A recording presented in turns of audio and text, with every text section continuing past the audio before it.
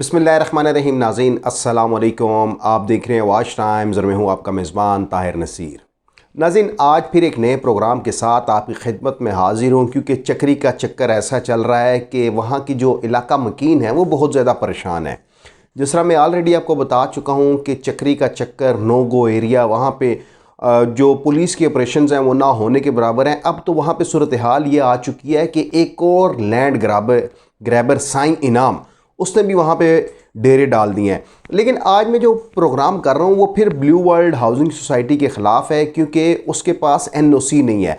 आज के प्रोग्राम में मैं आपको आगे चल के ये भी बताऊँगा कि ब्लू वर्ल्ड हाउसिंग सोसाइटी के जो चेयरमैन है साद नज़ीर, जो उनके मालिक हैं नईम इजाज़, जो उनके डायरेक्टर हैं नदीम इजाज़, इन लोगों ने अपने पास ऐसे नौसरबाज भर्ती किए हुए हैं जो इदारों में जाके अपना तारुफ जाली कर्नल के तौर पे कराते हैं। और उस चीज़ का तो मैं ख़ुद ऐनी शाहिद भी हूँ कि इन लोगों ने एक साकिब राजा नामी बंदा रखा हुआ था जो अपने आप को जाली कर्नल का तारुफ करवाता था। प्रोग्राम में आगे चल के हकीकत आपको बताऊंगा, वीडियो सबूतों के साथ आपको सारी चीज़ें बताऊंगा।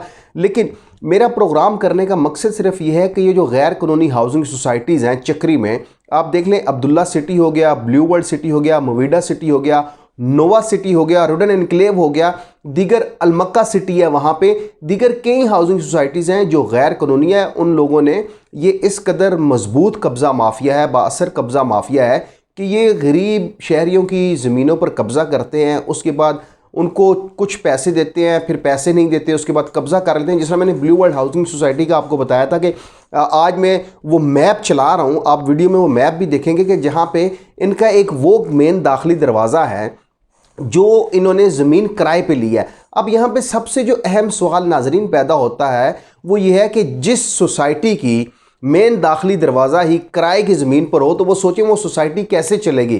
कितने अरसे से ये लोगों को बेवकूफ़ बना रहे हैं, ओवरसीज़ पाकिस्तानीज़ को बेवकूफ़ बना रहे हैं। अब तो इन्होंने कुछ यूट्यूबर्स भी हायर किए हुए हैं, कुछ प्रॉपर्टी डीलर्स भी हायर किए हुए हैं जो इनके हक़ में प्रोग्राम करते हैं।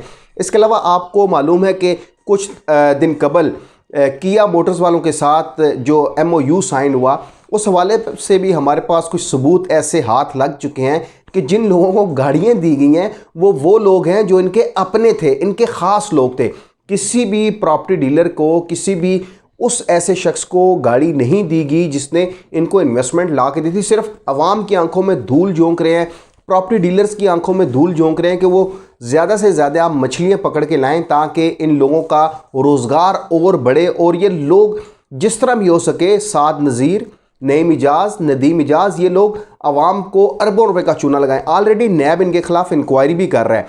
अब मैं आता हूँ ज़रा प्रोग्राम के इस हिस्से में कि जिस तरह मैंने आपको बताया कि इन लोगों ने कुछ ऐसे नौसरबाज इकट्ठे किए हैं जो अपने आप को जाली कर्नल का तारुफ करवाते हैं। कुछ अर्सा कबल रावलपिंडी प्रेस क्लब में जो ब्लू वर्ल्ड हाउसिंग सोसाइटी के हक़ में कुछ लोगों ने प्रेस कॉन्फ्रेंस करना चाहिए, लेकिन इसी दौरान वहाँ पे जो अहले इलाका थे वो भी आन पहुँचे। वहाँ पे ब्लू वर्ल्ड हाउसिंग सोसाइटी के हक़ में जो लोग प्रेस कॉन्फ्रेंस कर रहे थे उनकी और जो अहले इलाका थी उनकी लड़ाई हुई। इस लड़ाई के दौरान इन्होंने सहाफ़ियों को भी ज़दोकोब करने की कोशिश की। उसके बाद मैटर चला गया थाने में।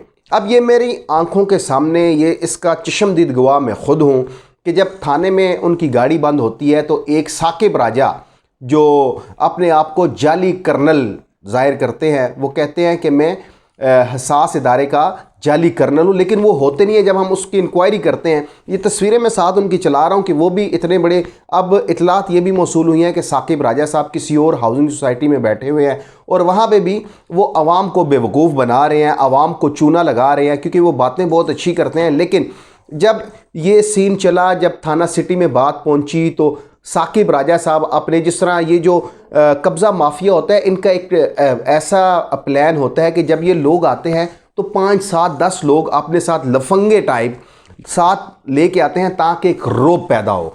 तो ये साकिब राजा साहब थाना सिटी में आए और वहाँ पे SHO को तारफ़ कराया, जी मैं हसास अदारे का कर्नल हूँ। लेकिन बाद में जब हमने तस्दीक की तो मालूम हुआ कि ये तो नौसरबाज है, इसको साद नज़ीर चौधरी नईम इजाज़ ने हायर किया हुआ है। और ये इदारों में, जिस तरह इसने पुलिस स्टेशन में आके अपने आप को ये ज़ाहिर किया कि वो जाली, यानी कि वो हिसास इदारे का कर्नल है, लेकिन वो जाली निकला।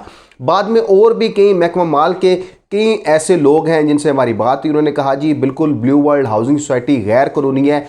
जिस गेट की मैं बात कर रहा हूँ और ये भी तस्दीक हो चुकी है कि वो मेन दाखिली रास्ता जो ब्लू वर्ल्ड हाउसिंग सोसाइटी का है, जो मौजा चक्री में आता है, वो किराए की ज़मीन पर इन्होंने लिया हुआ है। 10 से 15 साल का एग्रीमेंट हुआ है, माहाना बेसिस पे उनको किराया दिया जा रहा है। और अगर ये ब्लू वर्ल्ड हाउसिंग सोसाइटी, पहले तो बात ही, मेरी बात आज नोट कर लीजिएगा नाजरीन, जितने भी ओवरसीज़ पाकिस्तानी हैं, इन्होंने ओवरसीज़ ब्लॉक की भी अभी इनॉग्रेशन की है, वहाँ पे भी इन्होंने अरबों रुपए का चूना लगा दिया ओवरसीज़ पाकिस्तानी को। अब जो पाकिस्तानी बैरून मुल्क बैठा हुआ है उसको तो पाकिस्तान के हवाले से कुछ ऐसी चीज़ें मालूम नहीं, उसने तो सिर्फ सोशल मीडिया के ऊपर देखना है, क्योंकि इन्होंने जिस तरह मैंने बताया कि यूट्यूबर्स हायर किए हुए हैं, वो डेली बेसिस पे प्रोग्राम करते हैं इनके हक में। अब वो तो देखता है कि यार ये जो नुसरबाज हैं इन्होंने चीज़ें इतनी ज़्यादा ज़ाहिर की हैं तो लाजमी कोई हाउसिंग सोसाइटी होगी। लेकिन आप देख लें कि 8 से 10 साल का दौरानिया गुजर चुके हैं, अभी तक इस हाउसिंग सोसाइटी को एनओसी नहीं मिला। और उसकी बुनियादी वजह यही बताई जा रही है कि इनके पास लैंड नहीं है। ये दावा करते हैं जी 5 लाख कनाल की ज़मीन है इनके पास, लेकिन हकीकत में रावलपिंडी डेवलपमेंट अथॉरिटी से हमारी जब बात हुई, उनके हुकाम ये कहते हैं कि इनके पास चंद 100 कनाल ज़मीन है, जबकि जो रावलपिंडी डेवलपमेंट अथॉरिटी का लॉ कहता है एनओसी हासिल करने के लिए आपके पास एक ही मौजे में इतनी लैंड होनी चाहिए, तब आपको एनओसी मिलेंगे। इस तरह आप देख लें वहाँ पे जो रुडन इनक्लेव है, जिस तरह मैंने गुज़िश्ता प्रोग्राम में आपको बताया था कि गुलबर्ग ग्रीन्स वाले वहाँ पे हैवी इन्वेस्टमेंट करवा रहे हैं, और रुडन इनक्लेव के पास भी 726 कनाल की ज़मीन है, जो हमें अभी तक इतलात मौसूल नहीं है, उसके ऊपर हमारी टीम काम कर रही है, लेकिन रुडन इनक्लेव भी गैर कानूनी है। इसके बाद आते हैं नोवा सिटी। नोवा सिटी की भी फाइलें बहुत बिक चुकी हैं, लेकिन आपको एक बात बताऊं कि नोवा सिटी के पीछे वफाकी वज़ीर हवाबाजी ग़ुलाम सरवर ख़ान है, और उनके जितने भी कारिंदे हैं उन्होंने, बल्कि यहाँ तक बात है कि ग़ुलाम सरवर ख़ान का जो अपना सेक्रेटेरिएट है, उन्होंने उस सेक्रेटेरिएट में नोवा सिटी का दफ्तर बनाया हुआ है। उनके पीएस बढ़ चढ़ कर हिस्सा ले रहे हैं, लेकिन वहाँ पे भी ओवरसीज़ पाकिस्तानियों के अरबों रुपए डूब चुके हैं। और उन्होंने जो एनओसी लिया था, जो एविएशन डिवीजन ने एनओसी जारी किया था, वो भी खिलाफ कानून है। इस हवाले से फ्लोर ऑफ द हाउस पे भी ये बात हो चुकी है, और इतलात ये मौसूल हो रही हैं कि एंटी करप्शन रावलपिंडी ने अब इंक्वायरी भी शुरू कर दी है, और दूसरी जानिब नैब ने भी नोवा सिटी के खिलाफ इंक्वायरी शुरू कर दी है, क्योंकि नोवा सिटी के पास ना तो एनओसी है और ना ही इतनी ज़मीन है जितनी लाखों की तादाद में नोवा सिटी की फाइलें बिक चुकी हैं, और अभी तक उनके पास एनओसी भी नहीं है, और लैंड जो है वो बहुत कम है। ब्लू वर्ल्ड हाउसिंग सोसाइटी के मुतल्लिक आपको फिर बता रहा हूँ, गैर कानूनी है। ये ब्लू वर्ल्ड हाउसिंग सोसाइटी नहीं बन पाएगी, आपका सरमाया डूब जाएगा। ये मेरी बात आप नोट कर लें, क्योंकि ये जो साद नज़ीर जो चेयरमैन हैं, जो चौधरी नईम इजाज़ इनके सीईओ बने हैं, जो डायरेक्टर नदीम इजाज़, इनकी कारस्तानियाँ आपके सामने हैं। किस तरह पुलिस हिरासत से चौधरी नईम इजाज़ अपने भाई नदीम इजाज़ को हथकड़ी समेत वहाँ से फ़रार करवाता है।